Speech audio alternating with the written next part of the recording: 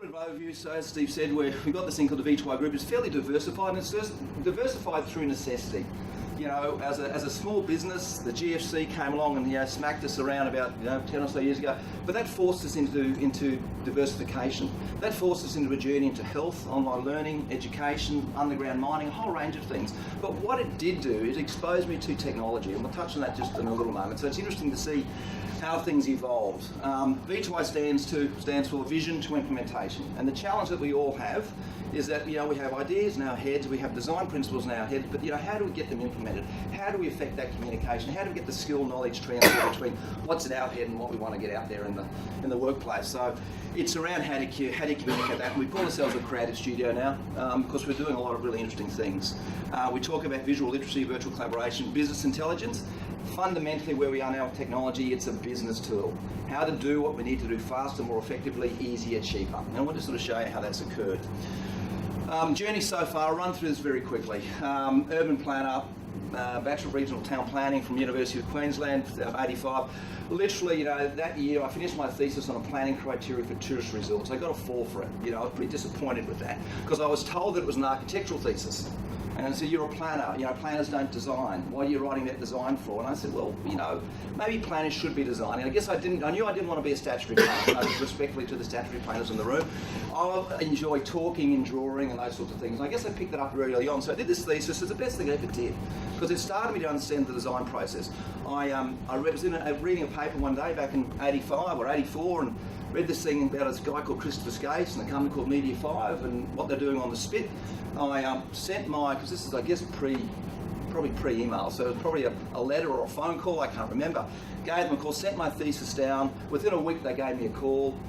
Drove down the old M1 when I was a single lane little baby, and within a week or so, they gave me a job, and I moved down here 32 years ago. And I guess I've been privileged and lucky enough to call the Gold Coast home ever since, which is a challenge sometimes for a small business. Believe you me, particularly in technology, which we'll come to.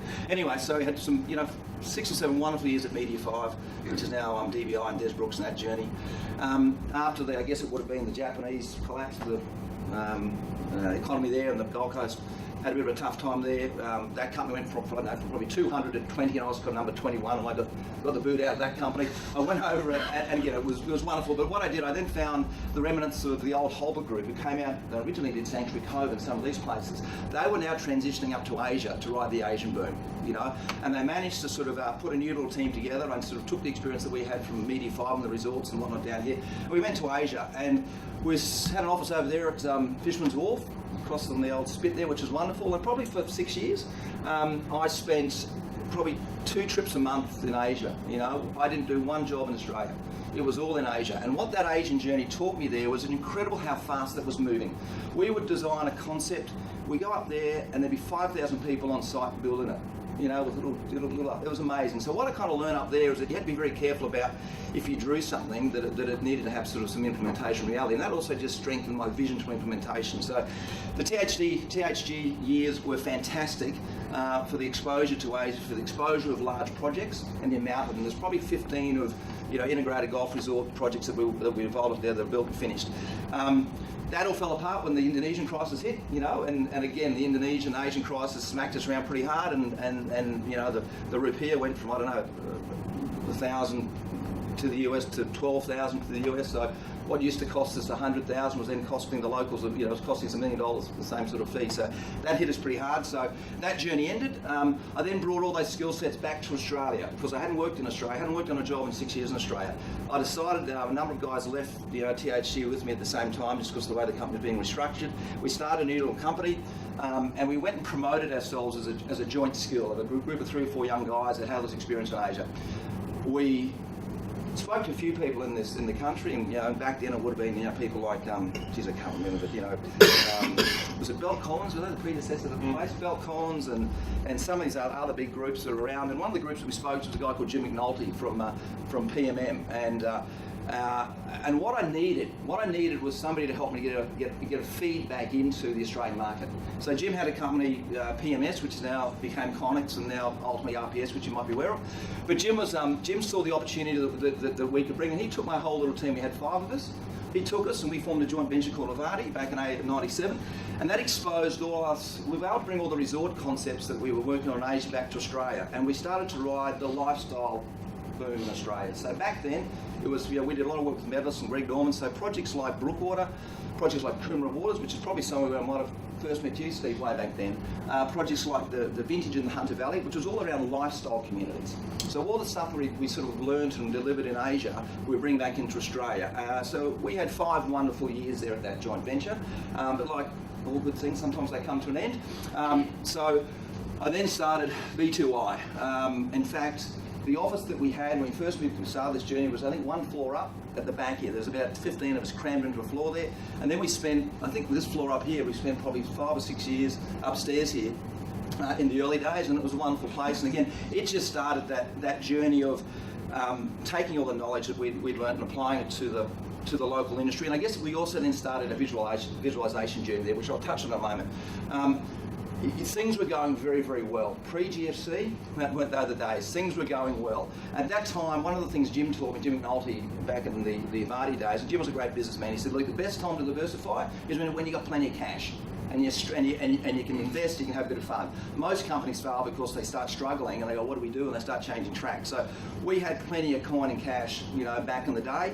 And I met my wife, she has a medical background, and we decided through all my work in Asia and watching the evolution of the digital revolution in Asia, it was incredible to see how much health and education was growing, the mobile phones, etc. We said, geez, let's think of another industry that doesn't have the ups and downs of global property. So he said health and education. So my wife had a medical background. So God bless Sonia, she had a very good paying job at a big pharmaceutical company.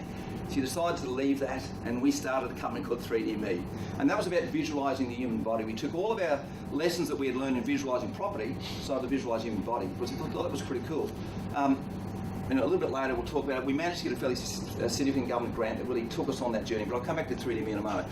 As that journey started to unfold and we started to understand the opportunities that I guess online learning and a few other things were happening, we also managed to jag a few grants. I'll bring this up a little bit later, and we formed another company called V2i Gas Resource and Mining. Because, geez, when that was back in 6 or 7 years ago, the mining industry in Queensland was booming. So we took all that visualization knowledge that we had and brought it into the mining sector. And I'm going to touch on that a little bit later. We then were having so much success with that, we started an e-learning company. And again, these are these things that were just flowing out. And then I suppose probably, and this is, Steve wanted me to tell some of the hard luck stories. The reality is the challenges we had through that journey, despite the grants, the awards that we won, because I wasn't an educator, because I wasn't a doctor, because I wasn't from the mining sector, we just couldn't commercialise it. It was too hard. We spent millions trying to do it, but we just couldn't do it. So I made a decision, and it was kind of nice, respectfully, to be away from the property sector, just to step away from it, because it was good for the soul with 3D Mini to sit alongside and across the table from people like Ian Fraser and some of these wonderful people that we met who were trying to improve human lives. That was pretty good for the soul, but we just couldn't make it work from a commercial point of view. And so I made a decision, once I also realised the opportunity for this technology to come back to the property sector, to start V2i real time, which is really what we're here to talk about today. So that's a little bit of an overview of where we are today and how we've come into this technology world, because for the last 10 or so years we've been very heavily involved with technology and innovation. I'm an urban planner for the Gold Coast that likes to draw and talk. I've got a team full of young, really bright people that do incredible things, and it's the blending of those two, it's that collaboration which is really incredible.